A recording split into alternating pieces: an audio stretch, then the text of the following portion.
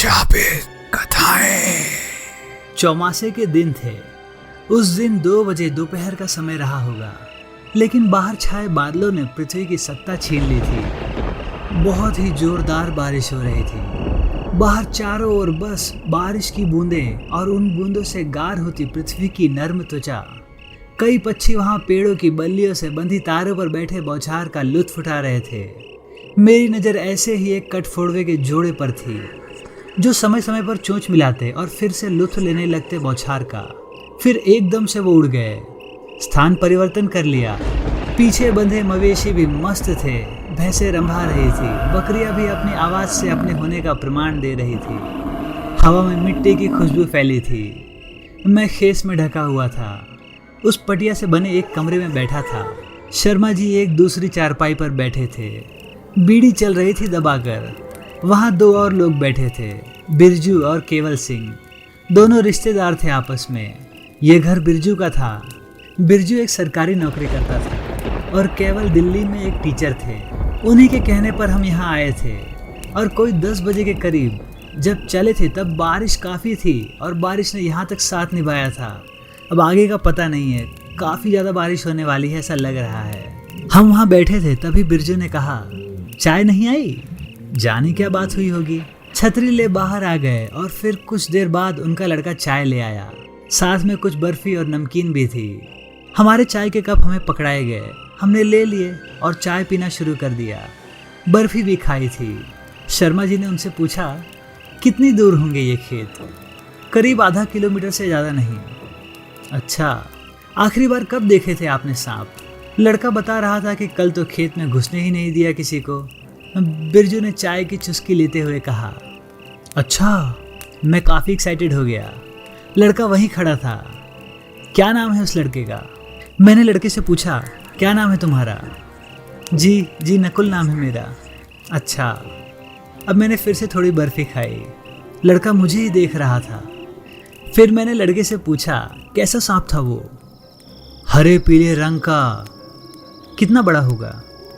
जी लगभग मेरे बराबर, मतलब 5.5 फीट। और भी थे वहाँ सांप? और नहीं दिखे जी। अच्छा।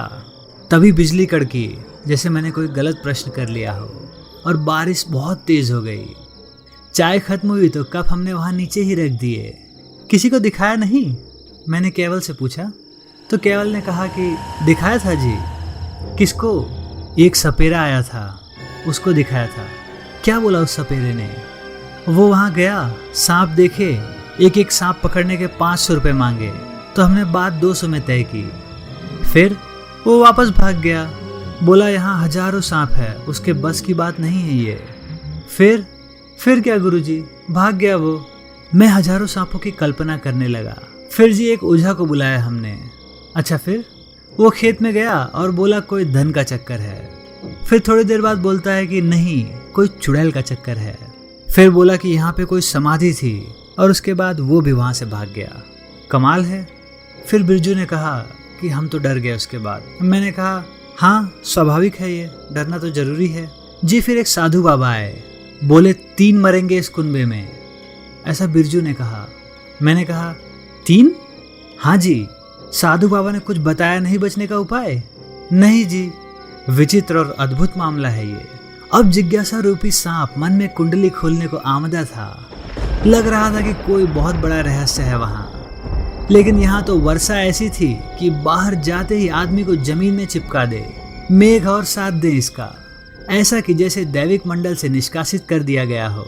ऐसा कि जैसे दैविक मंडल से निष्कासित कर दिया गया हो वर्षा देवी को और भेज दिया गया हो मृत्युलोक में। और अब ना तो भूमि ही शरण दे रही थी और ना ही आकाश, फंस के रह गई थी। यहाँ के मानस और लपेट लिए थे उसने अपनी खींच मिटाने के लिए। तभी फिर से बिजली कौंधी, कान में घुसी तो पता चला कि बादल हल्के नहीं हैं, बहुत दमखम बाकी है इनमें अभी। फिर उसके बाद मैंने पूछा, और किस किस ने देखा है इन सांपों को? जी हमारे पड़ोसी हैं ब्रिजलाल जी। क्या देखा उन्होंने? उन्होंने बहुत अजीब बात बताई। क्या बात बताई? उन्होंने बताया कि सांप खेत में एक गड्ढे से निकल रहे थे और फिर वहीं घूम घूम कर फिर से गड्ढे में जा रहे थे। इतना सुनते ही मैं चौंक गया। अब मुझे बहुत इच्छा हो रही थी वहाँ जाने की। लेकिन ये बारिश तो थमने का नाम ही नहीं ले रही थी। कोई फसल लगाई है अभी? मैंने ऐसा पूछा। जी नहीं। किसी को कोई नुकसान तो नहीं हुआ है आज तक? जी नहीं। और कोई बात जो आप हमें बताना चाहें? हाँ जी, हम बताना चाहेंगे ना। क्या बताइए ना। किसी महिला और बालक बालिकाओं को नहीं दिखा हुआ आज तक, समझे आप। एक और रहस्य की माला मैंने धारण कर ली। अब ये क्यों अछूते हो गए? महिला और बालक बालिकाएं को क्यों नहीं दिख रहे थे ये सांप? हैरत है ना। मैं वहां से उठा और बाहर देखा। बारिश ने तो पर्दे बिछाए थे। आज नहीं रुकने वाली है ये, मैंने कहा। तभी शर्मा जी ने कहा कि लंबा कार्यक्रम लग रहा है। मैं फिर वापस आ गया और बैठ गया चारपाई पर। आज तो बहुत बारिश हो रही है, लगता है कि इंद्रदेव जिद पर आ गए हैं। तभी एक व्यक्ति अंदर आया। बिरजू ने कहा कि चाचा जी अंदर आइए, बैठिए। उन चाचा की उम्र होगी कोई 70 वर्ष। उसने हमसे नमस्कार किया तो हमने भी नमस्कार कर लिया। फिर उन चाचा ने कहा कि मैं कुछ बताऊं? मैंने कहा बताइए चाचा। तो फिर चाचा ने कहा कि मैं उस वक्त होऊंगा कोई 15 साल का। तब ऐसा ही हुआ था, सांप ही सांप घिर आए थे यहाँ पर। तब एक बाबा जी आए थे, उन्होंने शांत किया था उनको। अब फिर से जाग गए हैं। काफी काम की बात बताई है। कुछ बताया था बाबा जी ने? नहीं जी, खेत में गुड़ की 21 भेलियां गुड़वाई थी उन्होंने। भेलियां? गुड़ की? सांप की हत्या? कोई श्राप? ये सारी बातें मेरे मन में गूंज रही थी। झड़ी लगी थी बाहर, अंदर झड़ी रहस्य की तैयार थी। तो बाबा ने कुछ नहीं बताया। मैंने बुजुर्ग से पूछा कि बाबा ने कुछ नहीं बताया? उन्होंने कहा नहीं। फिर सांप दिखाई दिए थे? जी नहीं, उसके बाद तो हमें कभी भी सांप नहीं दिखाई दिए। चाचा आपको क्या लगता है ऐसा क्यों होता है? मैंने चाचा से पूछा। कई सुनी सुनाई बातें हैं जी। फिर मैंने उनसे कहा कि हमें भी बताइए कौन सी बातें हैं। फिर उन्होंने बताया कि कहते हैं कई सौ साल पहले यहाँ एक औरत नाग देवता की पूजा करती थी। उसका पति बहुत बीमार रहता था। नाग देवता से उसने संतान मांगी। अब संतान भाग्य में था नहीं, सो नाग देवता ने एक ऐसा काम किया नाग देवता ने ऐसा किया कि एक नाग वहां छोड़ दिया और उनकी संतान बनाकर। रात में नाग होता और दिन में बालक। मेरा तो एक एक रोंगटा खड़ा हो गया बाबा की सुनी सुनाई बात सुनकर। फिर क्या, फिर समय गुजरा, लड़का बड़ा हुआ और एक नाग कन्या को उस पर प्यार आ गया। उस नाग कन्या ने उसे अपने साथ चलने के लिए कहा तो लड़के ने मना कर दिया। वो अपने बूढ़े माँ बाप को छोड़ने को तैयार नहीं था। वाह, मैंने उस अनजान नाग पुरुष को नमन किया। वो कन्या रोज आती रात को और सुबह चली जाती थी। ये भनक लगी सोनीला सपेरे बाबा को। फिर क्या, सपेरे बाबा ने जाल बुना, लड़का फंस गया, पकड़ा गया बाबा द्वारा। बूढ़े माँ बाप तो रो रो कर ही मर गए। वो कन्या पूछते पूछते हार गई। फिर कहते हैं यहाँ वही कन्या अपने साथियों के साथ उसी लड़के को ढूंढने आती है और अब आ गई है वापस। अगर ये किंवदंती भी है तो भी इसमें सच्चाई होगी, क्योंकि आधार हमेशा होता है। 10% भी सच्चाई थी तो भी एक घटनाक्रम भयानक था। तथ्य जुटाने थे ताकि सच्चाई सामने आ सके। ये बारिश ने बांध रखा था मुझे। हिलोरे ले रही थी, ऊंची ऊंची हिलोरे सर तक उठ रही थी। पर क्या करता, क्या होता। ये बारिश। चाचा ने और पेंच घुसा दिए। चाचा उठे और सनसनी फैला दी और चले गए वहां से। शर्मा जी, अरे ओ शर्मा जी। हाँ, बोलिए। कहाँ खोए हुए थे आप? वहीं नागपुरुष में। अच्छा, हाँ, चाचा ने तो मेरा रोम पुलकित कर दिया और रहस्य का घड़ा भर दिया। सच ही कहा था उन्होंने, इसमें झूठ क्या। सही कहा आपने। क्या लगता है आपको, कोई राज दफन है यहाँ पर? यकीनन राज तो था ही, एक अनजान राज। और जैसे सुबह था वही हुआ। बारिश आखिरकार बंद नहीं हुई। मन मसोचते हुए बस प्रार्थना करते रहे कि बारिश बंद हो तो हम आगे बढ़ें। उस दिन अनवरत बारिश हुई। रात को खाना खाकर हम सो लिए, क्योंकि अब जगने का कोई फायदा नहीं था। फिर अगली सुबह उठे, बारिश बंद हो चुकी थी और सूर्य को वापस सत्ता मिल चुकी थी। हमने सूर्य देव के हाथ जोड़े, नहाए धोए, जल्दी चाय नाश्ता किया और केवल और बिरजू के साथ चल दिए खेतों की ओर। कुलांचे भरते भरते जैसे हिरन का बच्चा कुलांचे भरता हो। हम खेत में पहुंचे। मिट्टी अभी गीली थी लेकिन सही था, चला जा सकता था घास वाली पगडंडी पर। हम चल पड़े और फिर बिरजू के खेत आ गए। ये खेत हैं हमारे गुरुजी। अच्छा, खेत काफ़ी बड़े थे। यही होता है? मेरा मतलब यही दिखाई देते हैं वो सांप? जी हाँ, वहाँ पेड़ों के पास। तो वहीं चलो। अब वो थोड़ा ठिठक गए। मैं समझ गया, उनको वहीं रहने दिया। शर्मा जी आइए आप मेरे साथ। शर्मा जी मेरे साथ आ गए और बोला चलो। हमने एक पगडंडी पकड़ी और बचते बचाते चल पड़े। वहाँ कुछ नीम के पेड़ खड़े थे, एक आध शीशम भी था, कुछ श्वेतार्क भी लगे हुए थे। गुरुजी वो देखिए, शर्मा जी ने रुकते हुए कहा और एक और इशारा किया। मैंने उसी तरफ देखा। वहाँ करीब 15 सांप बैठे थे, फन फैलाए हुए, एक वृत्त सा बनाकर। हाँ, दिख गए। नीचे भूमि देखी तो वहाँ सांपों के निशान रेंगने गए थे। तो ये सच कहते हैं? हाँ, चलिए इनके पास चलते हैं। चलिए। हम वहाँ से एक दूसरी पगडंडी पर चल दिए। सांप वहाँ से करीब 6 फीट दूर ही रहे होंगे। अब मैंने सर्प मोहिनी की विद्या को जागृत किया और कस्तूरी की सुगंध फैल गई। मिट्टी गीली थी वहाँ, लेकिन वहाँ एक बिजली का ट्रांसफार्मर लगा हुआ था। जो स्थान पक्का बना हुआ था, हम उसी ओर चल दिए। वहाँ पहुँचे तो सभी सांप हमारी ओर घूर रहे थे। ये सभी फनधारी सांप थे, विषैले, काटे तो पानी न मांगे आदमी। आइए शर्मा जी, अब हम आ गए एक पक्की जमीन पर। अब मैंने वहाँ कलुष मंत्र चलाया, अपने और शर्मा जी के नेत्र बंद किए, और जब हमने आंखें खोली तो दृश्य बड़ा ही भयावह था। एक छोटा सा मंदिर था हमारे सामने, उसमें प्रज्वलित एक अष्टमुखी दिया भी था। ऊपर नाग कड़े हुए थे और हर तरफ खून ही खून था, जैसे नरसंहार हुआ हो यहाँ पर। बड़ा ही दुर्गंधमय स्थान था वो, लेकिन कोई कटा फटा शव नहीं दिखाई दे रहा था वहाँ पर। एक पशु भी नहीं था। ये क्या है पता नहीं। कुछ पल हम भी वहाँ अटक गए। बड़ी अजब गजब सी जगह थी ये। मंदिर भी ज़्यादा बड़ा नहीं होगा, बस यहीं कोई 1.25 हाथ का, ज़्यादा ऊंचा भी नहीं था, बस कोई 3-4 फीट। ये किसी सर्प को समर्पित था, ये निश्चित था, लेकिन कौन, ये पता नहीं था हमें, और यही पता लगाने हम आए थे यहाँ पर। अब मुसीबत ये थी कि कलुष मंत्र की एक हद होती है, और अपनी हद वो दिखा चुका था। वहाँ जो भी था वो दिख रहा था, और मुझे और अधिक जानने के लिए वहाँ तक जाना जरूरी था। वहाँ सर्प थे, कोई मायावी नहीं बल्कि असली। क्या करे शर्मा जी, पता तो लगाना ही होगा। ठीक है, चलिए अंदर चलते हैं। अब साहब हमने अपने जूते मुझे उतारे और पैंट ऊपर तक मोड़ ली और तैयार हो गए नीचे जाने को। मैंने कलुष मंत्र वापस किया और फिर पूर्वांश मंत्र का जाप किया। ये कलुष से अधिक शक्तिशाली होता है, और इस मंत्र से अपने और शर्मा जी के नेत्र बंद कर दिए। फिर नेत्र खोले तो भयानक मिर्चों जैसे पीड़ा के साथ नेत्र खुले और हमारा दृश्य स्पष्ट हुआ। वहाँ कोई शक्ति मौजूद थी, कोई बड़ी शक्ति। मुझे गंध आई, बहुत तेज गंध। कौन है यहाँ पे? मैंने पूछा। एक भयानक फुफकार। सच कहता हूँ, कोई और होता तो प्राण एड़ी में आ जाते उसको सुनकर। कौन है? सामने आओ। फिर से गरज भरी फुफकार आई, और इस बार कुछ विष बूंद हम पर भी गिरी, महीन फुहान के रूप में। लेकिन आया कोई नहीं। अब हम उतर गए नीचे उतरते ही टखनों तक कीचड़ में डूब गए। आराम से उस मंदिर की ओर गए। तभी एक और जबरदस्त फुफकार आई, जैसे कोई रोकना चाहता हो हमको। अब हमने सर्पमोचनी विद्या का जाप किया और महाताम विद्या जागृत कर ली।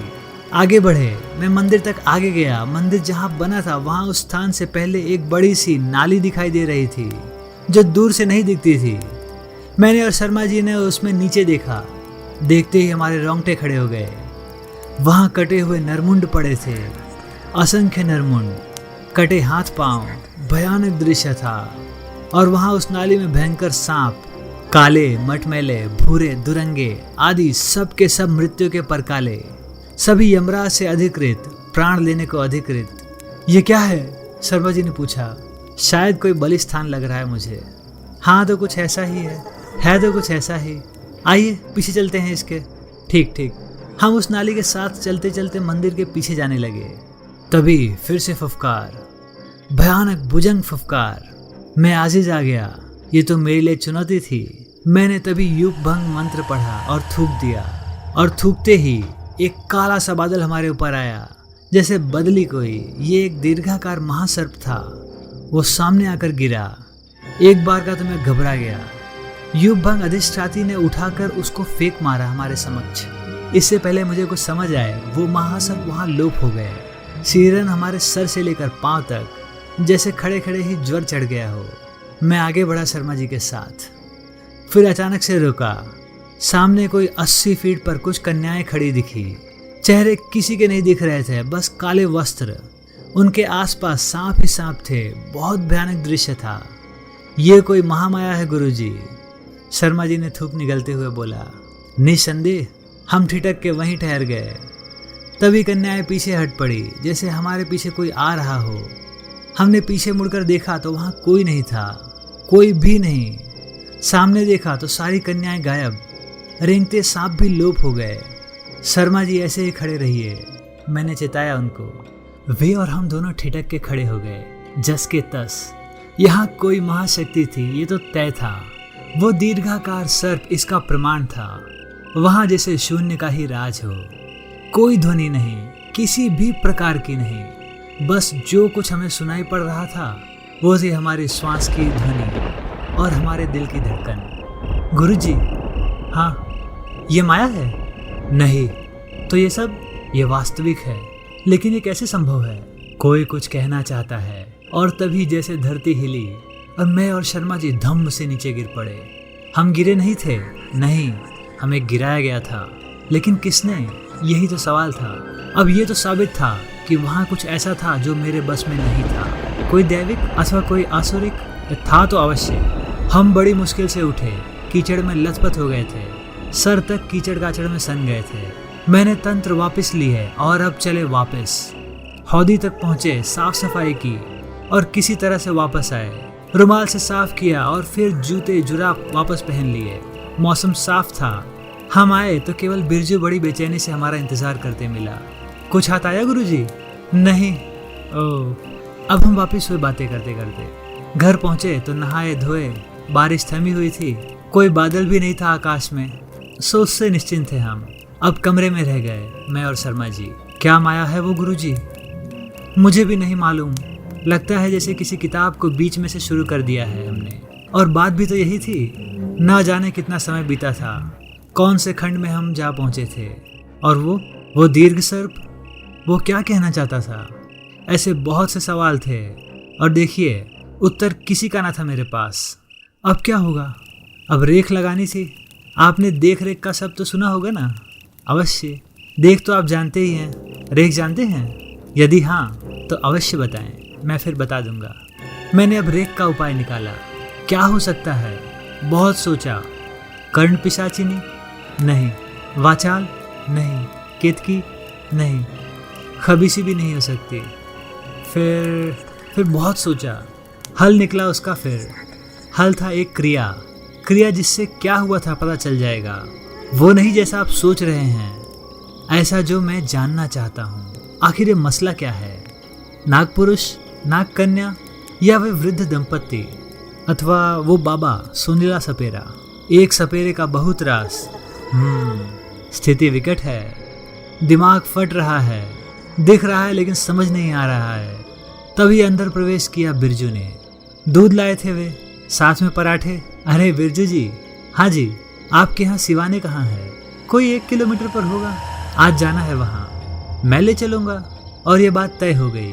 हम दूध के साथ पराठे खाने लगे। आलू के पराठे विशेष रूप से बनते थे और वाकई में बहुत ही अच्छे बने थे।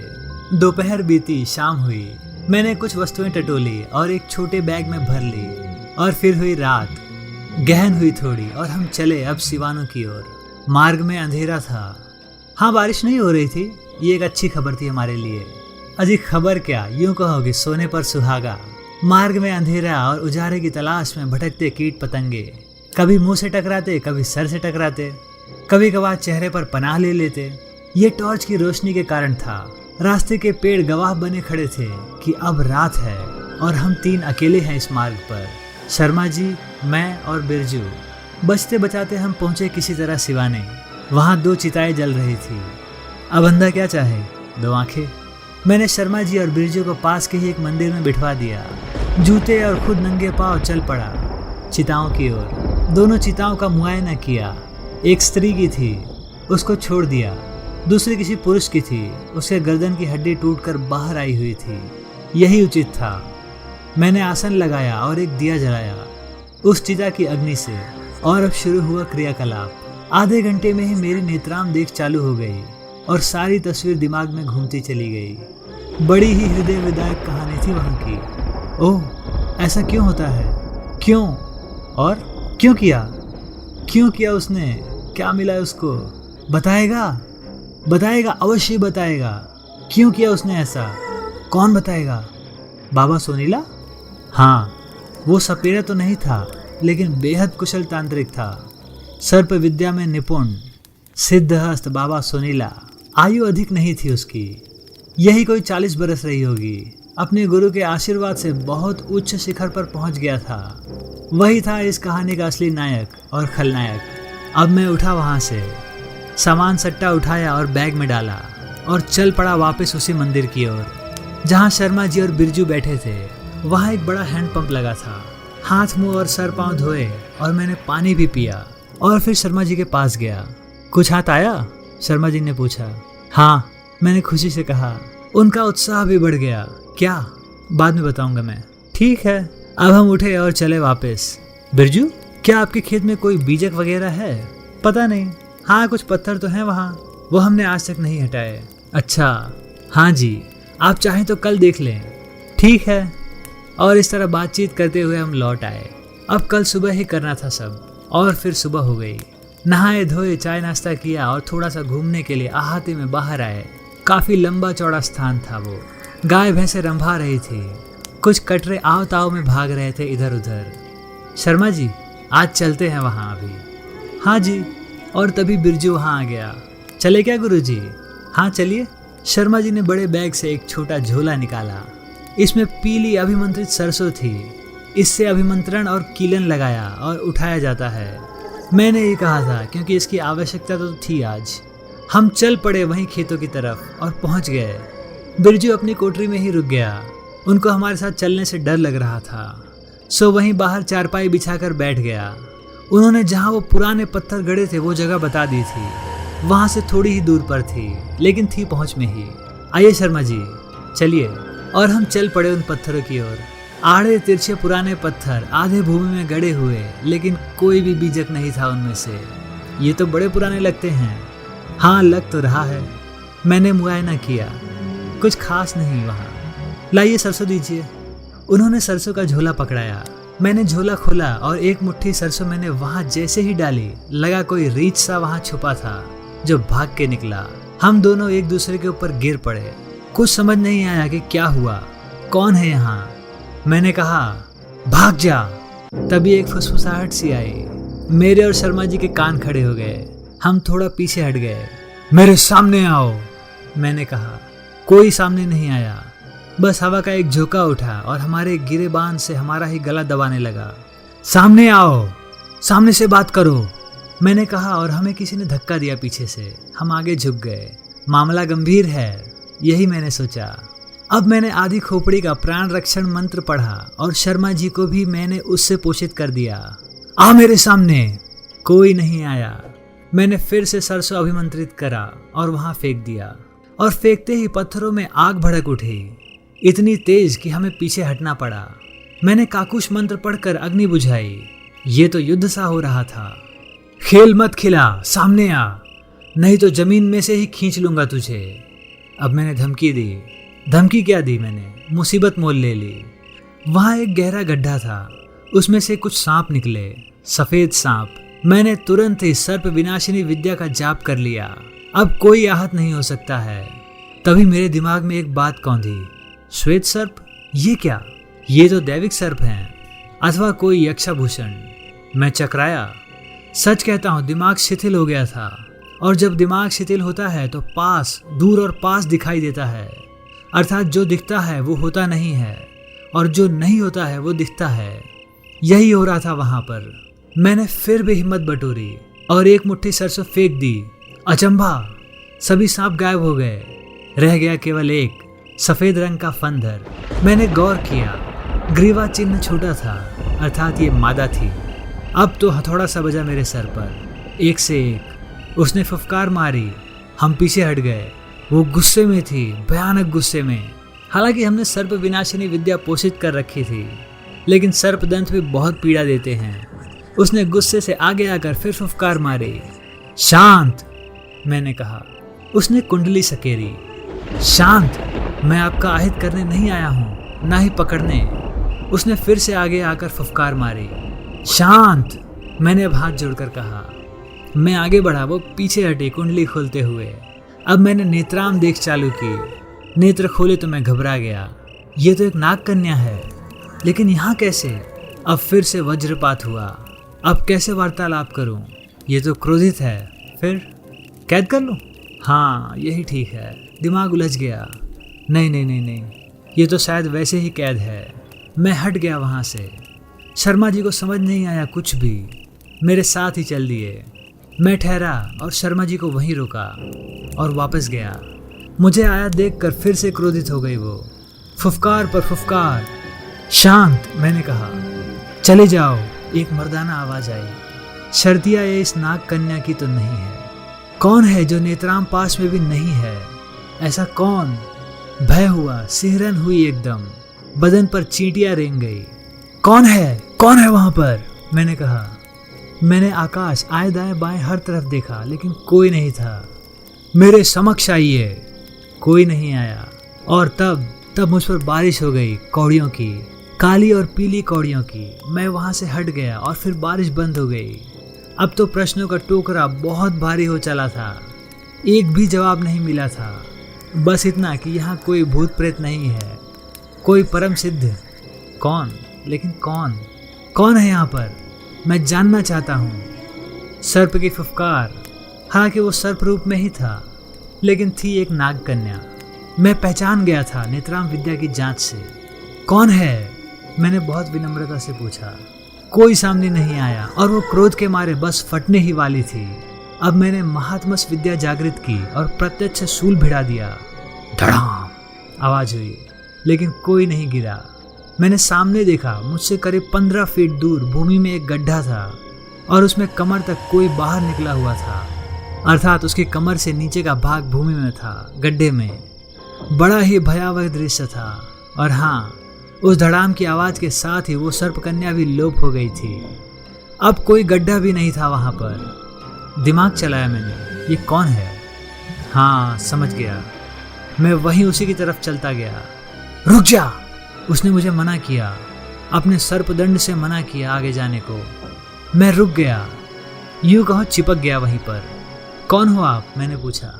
उसका शरीर किसी वज्र की भांति था, गले में पत्थरों की सी माला पहने। कौन सा पत्थर ये नहीं पता। नीचे उसने लुंगी पहनी थी या धोती, ये भी नहीं पता। उसका जो हिस्सा मुझे दिखाई दे रहा था वही कम से कम 6 फीट का तो रहा होगा। कोई उत्तर नहीं आया, वो चुप था। कौन है आप? मैंने फिर से पूछा। कोई उत्तर नहीं आया। वो मुझे देख रहा था एकटक, गुस्से में, लाल रंग की आंखें किए हुए, हाथ में एक बड़ा सा सर्पदंड लिया था। बताइए, मैंने फिर कहा। उसने जैसे मेरी बातों को अनसुना कर दिया। मैं आगे बढ़ा, कोई 2 फीट। रुक जा वहीं, उसने फिर से कहा। मैं फिर से रुक गया। कौन हो आप? मैं सोनीला हूँ, सपेरा बाबा। यहाँ क्या कर रहे हो बाबा?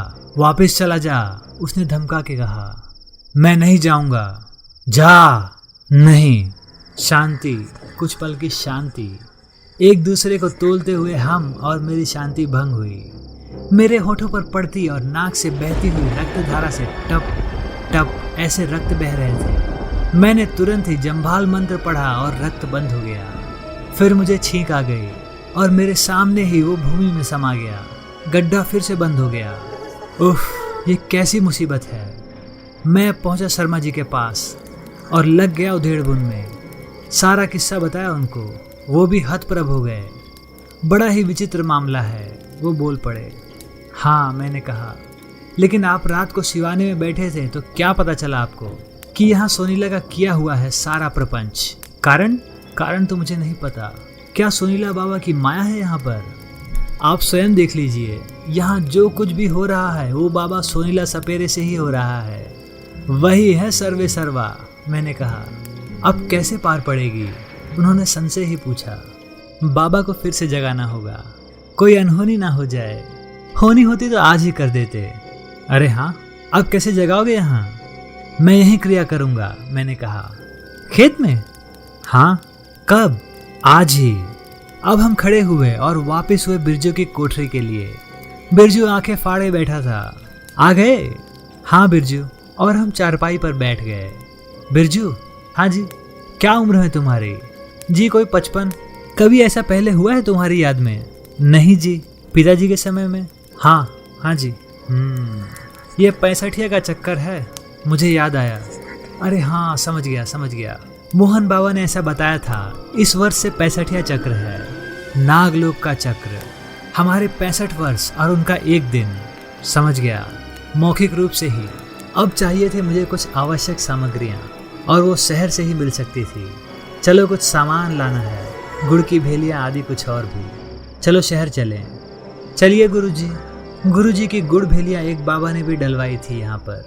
हाँ, बाबा ने सही किया था। अब हम वहाँ से निकले शहर की तरफ। बाजार गए, शहर में सभी सामग्रियाँ ले ली। अब वापस हुए। एक तो गाड़ी बूढ़ी एम्बेसडर थी और लचक पचक के चल रही थी। रास्ते में कई जगह रुकी थी, लेकिन पहुँच ही गए हम कैसे गांव पर। सामान उतारा गया। 5 भेलियाँ, 5 बकरे के सर और अन्य मांस आदि खरीद के लेके आया था। आज मुझे महाक्रिया करनी थी वहाँ। चिता नहीं तो चिता भस्म वेदी भूमि में गाड़नी थी। संध्या समय दूध पिया, थोड़ा बहुत खाया और फिर मैंने एक सामान की तैयारी की। बकरे के सरों को ऊपर नाक की तरफ से भेदा, चौड़ा किया ताकि भेजा निकल जाए आराम से। ये जरूरी था। अब रात हुई, हम आ पहुंचे खेत। कोठरी में सामान रखा और साथ में ले आए कुछ और खाने के सामान को। हमने सामान बाहर निकाला और अब होना था आरंभ मदिरा पान। मैंने और शर्मा जी ने मदिरा पान आरंभ किया। बिरजू ने बाद में करना था। केवल के आने पर हमने एक बोतल खत्म कर दी। मैंने ताम एवं अभय आंधिया काहुक नेत्रम आदि मंत्र जागृत कर लिए। अब मैं तैयार था। अब मैं उनको वहां बिठा चल पड़ा सामान लेकर। अपना टॉर्च ले ली थी, सो रोशनी के सहारे में पहुंच गया वहां पर। एक स्थान देखा, सब सही था। मैंने भस्म वेदिका बीच में गाड़ी, मंत्र से भूमि और वेदी शुद्धन किया और अपना आसन बिछाकर वहीं बैठ गया। तांत्रिक पंच महाभोग से अलग उठाई, अलख नमन किया, गुरु नमन और फिर अघोर पुरुष नमन किया। त्रिशूल दाएं गाड़ा और चिमटा खड़ा कर दिया। चाहों देश कीलन किया, समस्त दिक्पालों का धन्यवाद किया, आकाश को नमन किया और फिर भूमि को नमन किया। अब भस्म लेप किया और क्रिया आरंभ की। मैंने पीली सरसों फेंकी वहां पर, प्रत्यक्ष शूल भिड़ा दिया। भन, गड्ढा खुला और उसमें से बाबा सोनीला सपेरा प्रकट हुआ। अत्यंत क्रोध में कमर तक ही प्रकट हुआ। तो फिर चला आया? हाँ। मरने आया है? हाँ। जा लौट जा, तेरे अभी दिन शेष हैं। डर गए हो बाबा? मैंने बाबा का उपहास किया। उसने ठहाका लगाया। ठहाका था या यम का अट्ठास। रूह तक कांप उठे। जा, छोड़ दिया तुझे, उसने हंस के कहा।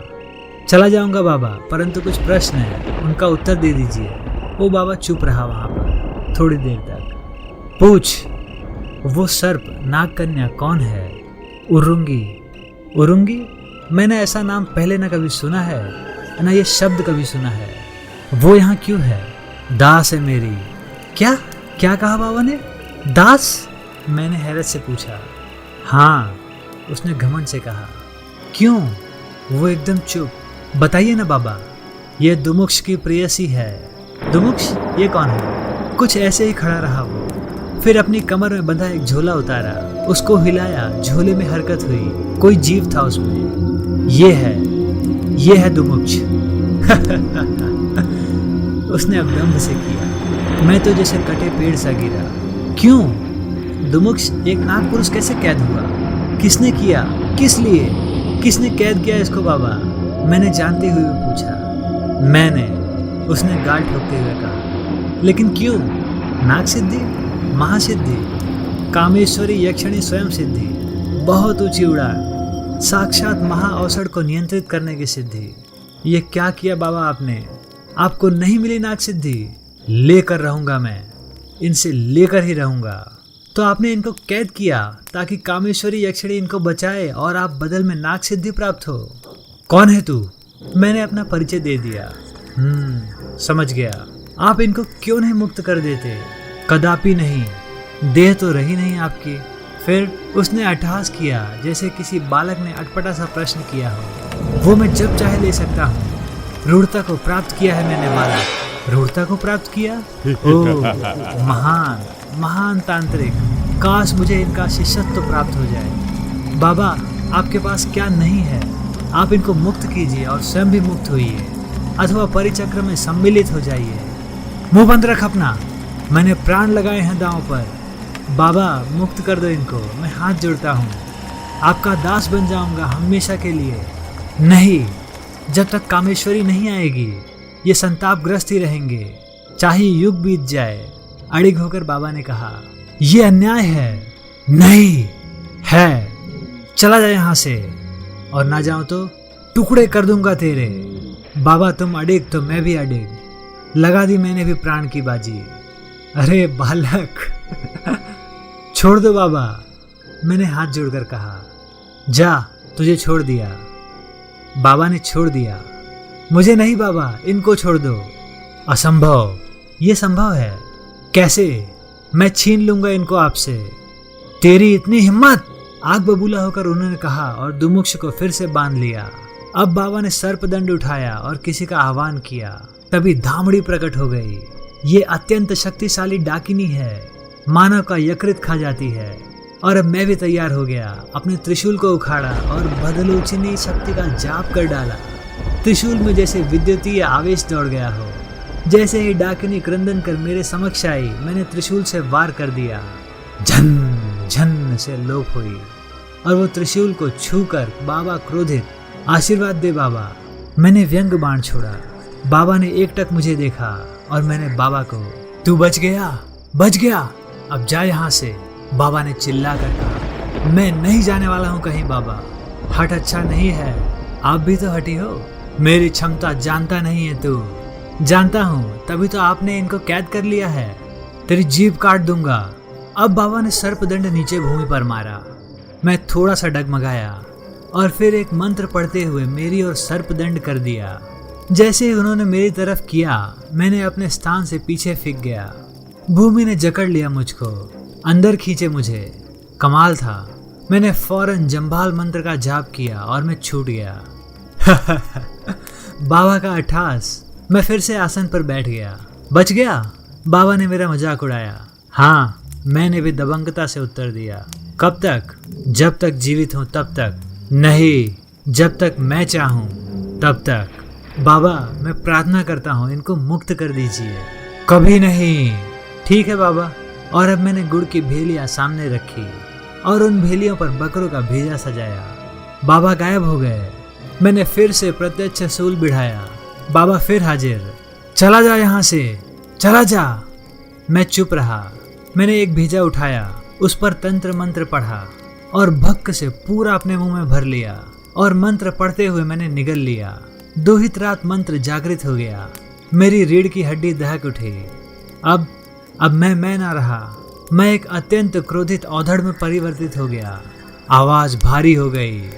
अब कोई विनय अनुनय नहीं, सीधी टक्कर। बाबा का अट्ठास बंद हो गया। वो हवा में उठ गया और मैं खड़ा हो गया। उसने मंत्रोच्चार किया। वहां एक नाग कन्या उत्पन्न हुई। मैंने त्रिशूल को चाटा और सामने से आती हुई नाग कन्या के अंदर घुसेड़ दिया, एक नाद करते हुए। तुरंत ही एक सांप मूर्छित होकर नीचे गिर गया। अब मैं हंसा, अट्ठास लगाया। सोनीला, जो कहा मान ले।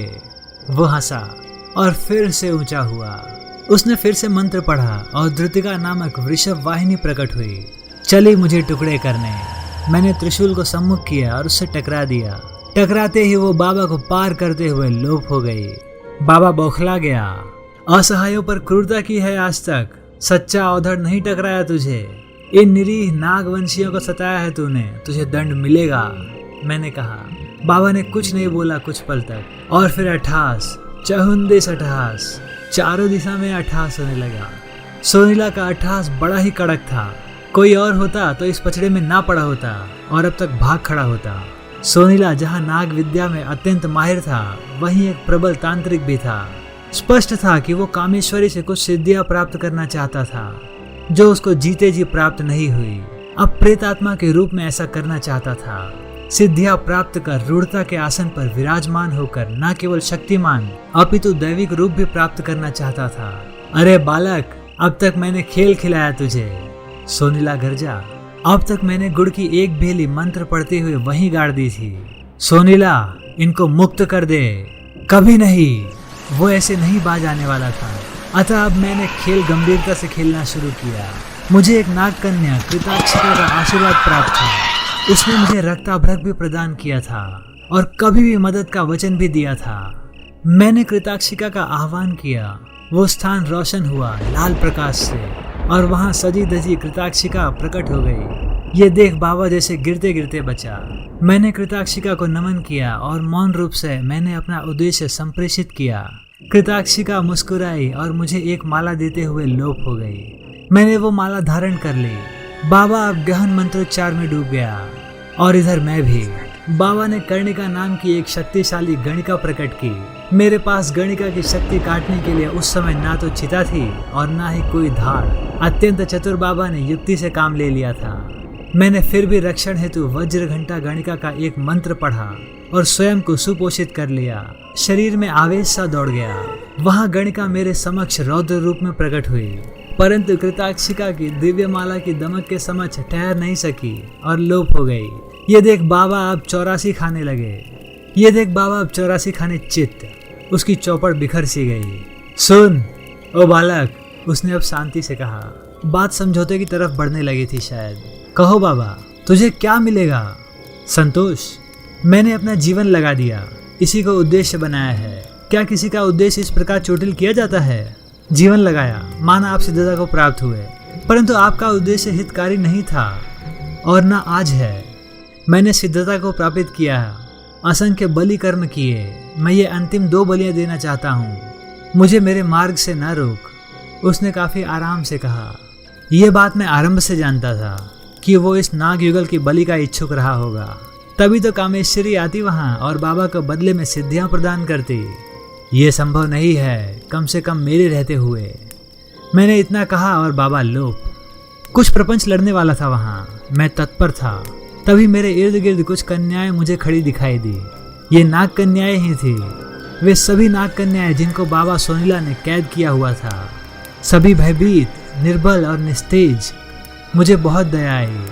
मैंने गिना, ये कुल 24 थी, लेकिन कोई भी नाग पुरुष नहीं था इसमें। सच में बहुत क्रूरता ढाई है इस बाबा ने। अपने तंत्र मंत्र का अनुचित और अन्यायिक उपयोग किया था बाबा ने।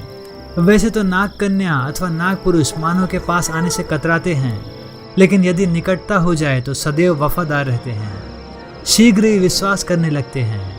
मनुष्य ही अकेली ऐसी योनि है जो मिथ्याभासी है, द्विअर्थी है।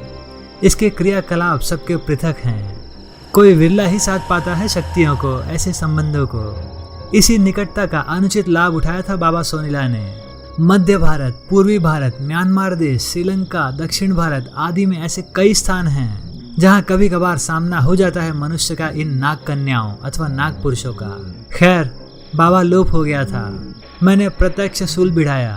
बाबा झम्म से हाजिर हुआ। अब जा यहाँ से, मेरे पूजन का समय हो चुका है। इस वर्ष 65 है इन नागवंशियों का बाबा, दया करो। बस एक 65 और, बस एक 65 और, उसके बाद मेरी अभिलाषा पूर्ण। उसने छाती ठोक कर कहा। अगला 65 नहीं आएगा बाबा। क्यों? तू अपने आप को इतना शक्तिशाली समझता है? खड़े खड़े जला दूंगा यहीं तुझे। ये भी करके देख लो बाबा। बाबा बहुत क्रोधित हो गया था, अत्यंत क्रोधित। बस चले तो चाकी के 2 पार्टों के बीच का सा पीस कर रख दे मुझे। उसने ऐसा ही करने की सोची। तामशूल मंत्र का संधान कर मुझे खड़े खड़े फूकने के लिए सर्पदंड अभिमंत्रित किया और मुझ पर फेंका। चिंगारियां फूटी और मेरे शरीर से टकराई। मुझे कोई फर्क नहीं पड़ा। एवांग मंत्र ने मेरी रक्षा की थी। ये देख बाबा ने अपने पांव पटके, मुंह से अपशब्द निकाले ठेठ तांत्रिक भाषा में। और जतन कर लो बाबा, आज खेल खत्म तुम्हारा, मैंने हंसते हुए कहा। बाबा को जैसे काट मारा मेरा व्यंग्य बाण लगता। तेरी इतनी हिम्मत! वो अब बिफर गया। वो तो आप देख ही चुके हो। मैंने फिर से व्यंग्य बाण प्रहार किया। अब तो बाबा ने आकाश पाताल एक कर दिया। सर्पदंड उठाया और मुझ पर प्रहार किया।